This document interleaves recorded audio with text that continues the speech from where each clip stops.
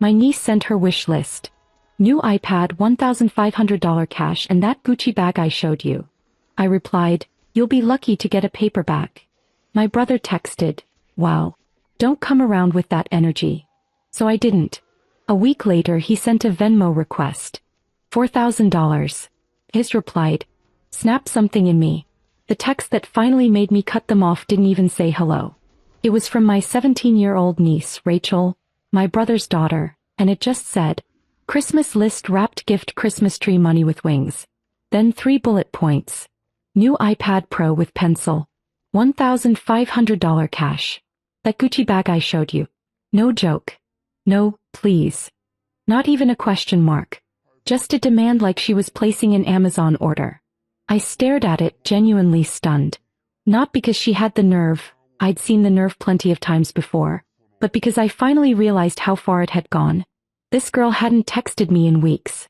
The last time she did, it was to ask if I could help her dad, my brother Chris, with a quick loan to cover his rent. That was in November. I sent the money. No thank you text. Not from her. Not from him. And now here she was asking me for an iPad, designer bag, and over $1,000 in cash, like I was Santa with a black card. I texted back, you'll be lucky to get a paperback.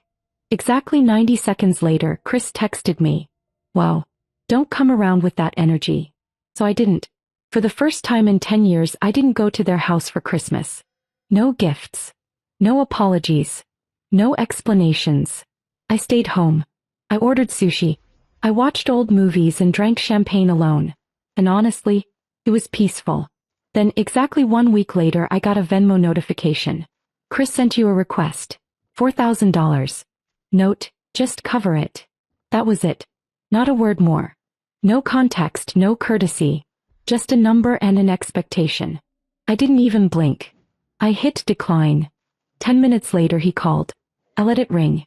He called again. And again. On the 4th call I picked up.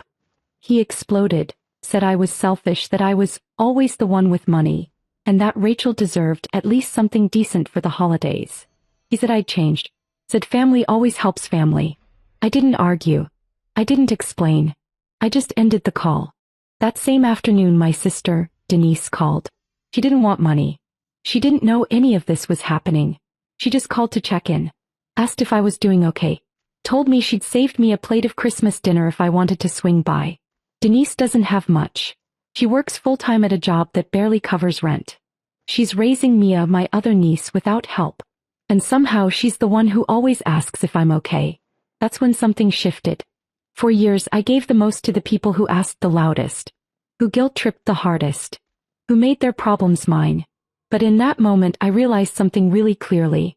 I was done funding entitlement. The next day I drove across town to see Denise.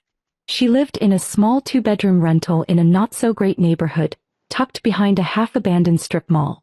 You could barely hear the TV over the sound of someone's dog barking next door. Her front yard was more mud than grass, and her porch light flickered like it couldn't decide if it was dying or just shy. But when Mia opened the door and yelled, "Aunt Amelia," like I was Beyoncé showing up at her school play, none of that mattered. Inside, the apartment smelled like cinnamon and something roasted. Denise had cooked a full dinner for Christmas and packed me leftovers in containers she labeled with sticky notes. Not because she thought I'd forget what they were, but because she's the kind of person who still finds joy in tiny things. There was no tree, just a string of dollar store lights taped to the wall. And on the kitchen table was a single wrapped present addressed to me. A hand-knit scarf that Mia had made with help from a YouTube video. I hadn't received a handmade gift from anyone in over a decade. I stayed for hours. Mia showed me a science project she was working on. Denise told me about some ridiculous customer at the pharmacy where she worked. No one brought up money. No one mentioned iPads or Gucci bags. They were just happy I came. On the way home, I stopped at a red light and stared at my reflection in the rearview mirror. I looked tired. Not in a physical way, but tired of playing a role. Tired of being the financial safety net for people who thought, "Amelia has it," was a good enough reason to not even say thank you. Chris had been like that for years. I used to think I was helping him. He'd guilt me, saying things like, "You're doing well, I'm just trying to get by," or, "Rachel shouldn't suffer just because I had bad luck." He made it sound like I owed it to them. I paid for his car repair twice. I co-signed his last lease. something I still regretted. I covered tuition for a course he dropped 2 weeks in. And every single time he acted like I was passing him napkins, not saving his ass. Denise never asked for any of that. She worked overtime, sold handmade candles on Etsy, borrowed books from the library instead of buying them. Mia wore hand-me-down clothes but never looked ungrateful. I got home, poured a glass of wine, and opened my laptop. I didn't even hesitate. The first thing I did was wire a down payment on a house I'd been looking at for Denise. A modest 3-bedroom in a quiet neighborhood with a yard and a fenced-in porch. It wasn't a mansion, but it was a home. A place where Mia could ride her bike without watching for broken glass or stray dogs. Then I ordered new furniture, kitchen appliances, and groceries. I even added a laptop for Mia. Not a Gucci bag, not $1,000 accessory, just something she'd actually use. It felt good. Not because I was spending money, but because, for once, it felt like I was spending it right. Denise called me 3 days later, completely in shock. She said she couldn't accept it. That she hadn't earned something like that. She said she wanted to achieve things on her own. I told her she already had, just not with money. With grace. With character. With the kind of love that never came with a receipt. She cried. I didn't. Not because I wasn't emotional, but because for the first time in years I felt clear. I started paying for Mia's private school that same week. Denise resisted again, but I told her this was non-negotiable. She finally agreed only after I swore it made me feel better too. The same day I made that last payment, Chris found out. He didn't call. He didn't text. He posted a vague, passive-aggressive status on Facebook. Something about fake people who pick favorites, and snakes hiding behind generosity. Then 2 days later my parents called. They'd heard some things. I knew Chris would run to our parents. I just didn't expect it to happen so fast. My mom called first. She didn't even ask how I was. Just jumped in. She said Chris was hurt. That Rachel had been crying. That family should treat each other equally. She asked why I bought Denise a house but couldn't even help out a little with Rachel's Christmas. A house versus Christmas. That's how she framed it. Like Denise had gotten a yacht and Chris had been denied a candy bar. I stayed quiet for a few seconds before calmly explaining that I had helped Chris. Repeatedly. Quietly. Without asking for thanks or posting about it. I reminded her about the rent, the car, the short-term loans that were never paid back. I told her that I was tired. That helping people who acted entitled didn't feel like helping anymore. She didn't say much. Just said she didn't realize things had gotten so bad. But by the time I hung up, I knew where this was heading. My dad called the next day. Same speech, different tone. He was more direct. Said I was stirring things up. That I had embarrassed Chris by choosing sides. Choosing sides. That's what this had become. Not about who needed help. Not about who deserved it. But about loyalty. Family politics. Keeping the peace by enabling the loudest person in the room. They wanted me to apologize. To make things right. I didn't. Instead, I did something worse in their eyes. I stopped responding altogether. I took a step back from the whole family group chat. The one Chris dominated with his complaints, memes, and the occasional passive-aggressive comment that was always meant for me. I muted it. I ignored the calls. And I poured myself into work and into Mia. She was thriving at her new school. Denise would send me little updates. A test she aced, a project she led, a teacher who pulled her aside to say how polite and hardworking she was. Meanwhile, Chris spiraled. I didn't know everything at first, but I started getting bits and pieces from people who still talked to him. He'd quit his job, again. Something about a boss who didn't respect him. He tried to start a YouTube channel for financial coaching, which was funny considering he'd overdraft his account 3 times in the last 6 months. Then one day I got a message from an old contact, someone I used to work with. Apparently, Chris had reached out to her pretending to be a potential investor. When she realized who he really was, she forwarded me the emails. He'd been digging.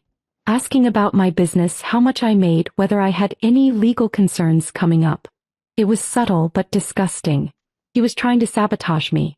This was no longer about a Christmas gift or a missed visit. This was revenge. He couldn't stand that I'd drawn a line. That I'd said no.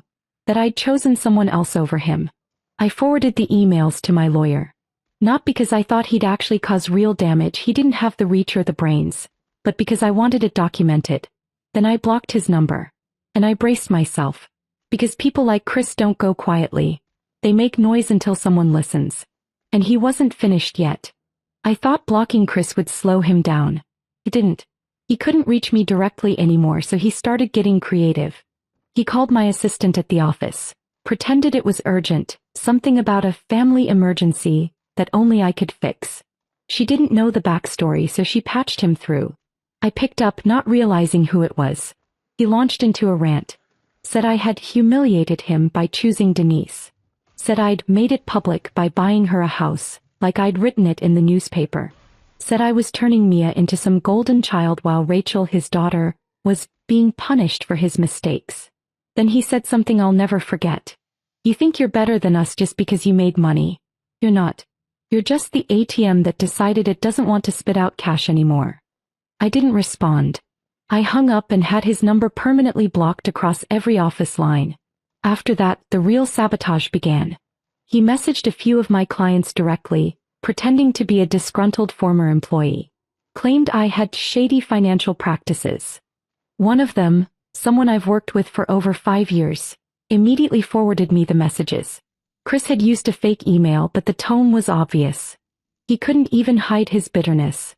He kept referencing family betrayal and entitlement being rewarded. It read more like a personal grudge than a business concern. I looped in legal again. They started building a case for harassment. The worst part, he pulled our parents deeper into it. He convinced them that I had been secretly helping Denise for years, while watching Rachel struggle. He even dragged up old stories from childhood, twisting them to fit this ridiculous narrative that I had always played favorites. My mom texted me something that nearly broke me. We raised you better than this. I didn't reply. What was I supposed to say? That the reason they never saw me favor Denise was because I was too busy cleaning up his messes? That I was too tired to explain for the 100th time that quiet people often go unnoticed, and exploited people rarely scream? Meanwhile, Denise tried to stay out of it. But I could tell she was caught in the middle. One evening she called me sounding nervous. She said Chris had shown up at her apartment, unannounced, uninvited. Said he just wanted to talk. She told him she had nothing to say, and when she asked him to leave, he made some comment like, "Enjoy the charity while it lasts." I told her I'd handle it. I hired private security to keep an eye on her new house for the next 2 months. She didn't want me to, said it was too much, but I didn't care. If Chris couldn't get to me, he'd try to get to the next closest thing. But even with all of this, I held back. I didn't go public. I didn't confront him in front of the family. I didn't post screenshots or air everything out. I kept building my business, kept showing up for Denise and Mia, and kept my mouth shut. Until he crossed the final line. He called one of my business partners, someone whose opinion mattered, and told him I was being investigated for fraud. He didn't even try to hide who he was. He called using his own name. That was the last straw. My lawyer sent him a cease and desist. We threatened legal action if he contacted anyone in my circle again. And for a while, things went quiet. But silence from Chris was never a good sign. He wasn't done. He was just regrouping. Nothing to do with me. For about a month it felt like the storm had passed. Chris went quiet, our parents stopped calling, and for the first time in years I could breathe without waiting for the next guilt trip or blow-up. Denise finally moved into the house with Mia. She sent me pictures of Mia running in the backyard, of the two of them painting the living room walls together, and a little video of them dancing to music while unpacking boxes. That video made me cry, not because it was dramatic but because it was normal. Just peace. But Chris had only gone quiet because his own life was unraveling. He'd lost his job, again. The YouTube channel had crashed and burned. His attempt at selling financial advice turned into a meme in a small Reddit thread someone sent me. Apparently, he was using stock photos and calling himself a 6-figure mentor, while living off money borrowed from old friends who were now ghosting him. Then came the real turning point. I got a call one morning from a mutual cousin, someone I hadn't talked to in a while. She was careful with her words but eventually said, "Chris is in the hospital." My first reaction wasn't panic. It was blank. She said he had collapsed and the doctors found something serious. A condition he didn't even know he had. And the treatment? Not cheap. The kind of thing insurance doesn't fully cover. I said I was sorry to hear that. And I meant it. I didn't ask questions. I didn't offer anything. But I knew what was coming. 3 days later I got a text from my mom. He's scared. He needs help. We don't have enough. Please. I sat there staring at it. Not because I didn't know what to say, but because I had said everything already, just not with words. All those years of helping him, paying bills, cleaning up after his failures, absorbing the emotional debt he left behind. That was the help. That was the chance. And he set it on fire. He tried to ruin my business. He turned our parents against me. He harassed Denise. He risked Mia's safety. He didn't just burn the bridge. He bulldozed it, poured gasoline on the pieces, and mailed me the ashes. So I replied with the only words I had left. I can't. That was it. A week later, I saw him post something on Facebook. A photo of a hospital room, IVs, a monitor, some dramatic caption about betrayal, survival, and how family turns their back when it matters most. He didn't tag me, but I didn't need to be. And while I sat in my quiet living room reading his pity post, another notification popped up. It was Denise. She just posted a picture of her and Mia on the beach. Clear blue water. Palm trees. Smiles. Caption read, "Grateful for peace, health, and each other." I was in the background holding a drink, laughing at something Mia had said. That vacation had been planned for weeks. We didn't post much about it. We didn't need to. But that photo ended up saying everything. Chris saw it. He didn't comment, didn't react. But I know he saw it. And that was the final blow. Not the money I refused. Not the silence. But seeing the people he tried to tear down living the life he thought he deserved. Chris never reached out again after that photo. Not to apologize. Not to explain. Not even to ask one last time. He knew. That was the moment it all settled in. That I was no longer the fallback plan, the emergency fund, the guilt sibling who always came through. He'd burned through every excuse. Our parents never really admitted they were wrong. They still talk to him, still believe some version of his story. But they've stopped asking me for anything. I think deep down they know why. As for me, I'm still close with Denise. Mia's thriving. Honor roll, science club, even started her own small side hustle selling handmade jewelry. The kind of teenager who says thank you without being reminded. Sometimes I think back to that list Rachel sent me, the iPad, the cash, the Gucci bag. And I realize that text didn't just ask for things. It gave me permission to stop. And I did. No guilt. No regret. Just peace.